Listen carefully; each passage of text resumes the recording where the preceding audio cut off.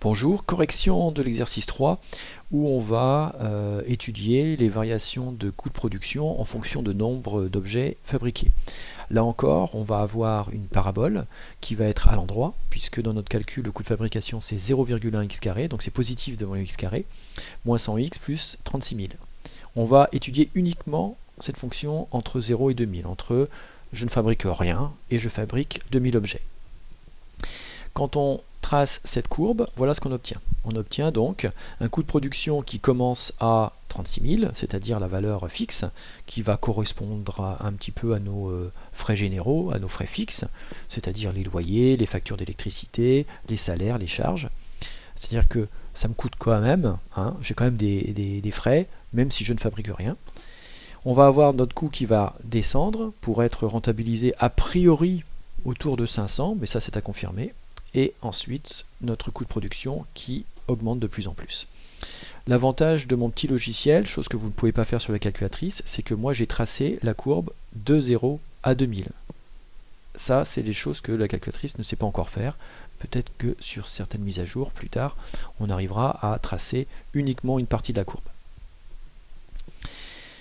Pour cela, nous, ce qui va nous intéresser, bien évidemment, c'est de trouver ce minimum et ce coût de production minimum. On va, comme d'habitude, calculer la dérivée. La dérivée, c'est assez facile. On a 0,1 fois x carré. X carré dans le tableau, ça donne 2x, fois 0,1. 0,1 fois 2x, ça fait 0,2x. Le moins 100x donne moins 100, et le 36 000 donne 0. Donc, on se retrouve avec uniquement notre dérivée avec 0,2x moins 100. On va regarder quand est-ce que cette dérivée est positive, négative, mais avant, on regarde quand est-ce que cette dérivée est égale à 0. Pour cela, on va poser l'équation c' de x égale 0, c'est-à-dire 0,2x moins 100 égale 0. Rien de très dur, c'est analogue aux exercices précédents. On va avoir le moins 100 qui va apparaître de l'autre côté en plus 100, et ensuite, produit en croix, on divise par 0,2 qui passe en dessous. 100 divisé par 0,2, ça fait 500. Oui, parce que 0,2, c'est un cinquième. Et divisé par un cinquième, c'est multiplié par 5. Donc ça fait 5 fois 100.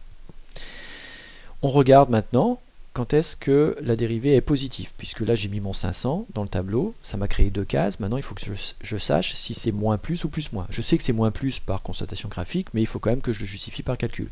Là, ici, je regarde quand est-ce que la dérivée est positive, c'est-à-dire j'essaye de localiser la case plus. Quand est-ce que 0,2x moins 100 est positif? Eh bien, quand 0,2x est supérieur à 100, le moins 100 passe de l'autre côté et apparaît en plus 100. Ensuite, divisé par 0,2, je divise par un positif, donc je ne change pas le sens de l'inéquation. Et 100 divisé par 0,2, ça fait toujours 500. Donc je retrouve x supérieur à 500. Je regardais où se situait la case plus.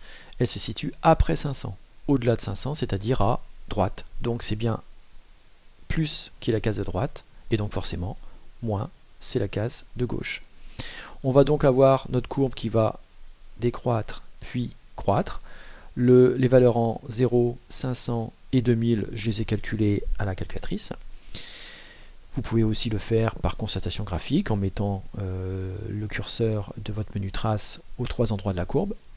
Et maintenant, je peux répondre à ma question, donner le coût de production minimum. Qu'est-ce que je demande? Le X ou le Y? Ici, c'est le Y, puisque je demande le coût de production en euros minimum. Donc, ce n'est pas le 500 que je veux, c'est le 11 000.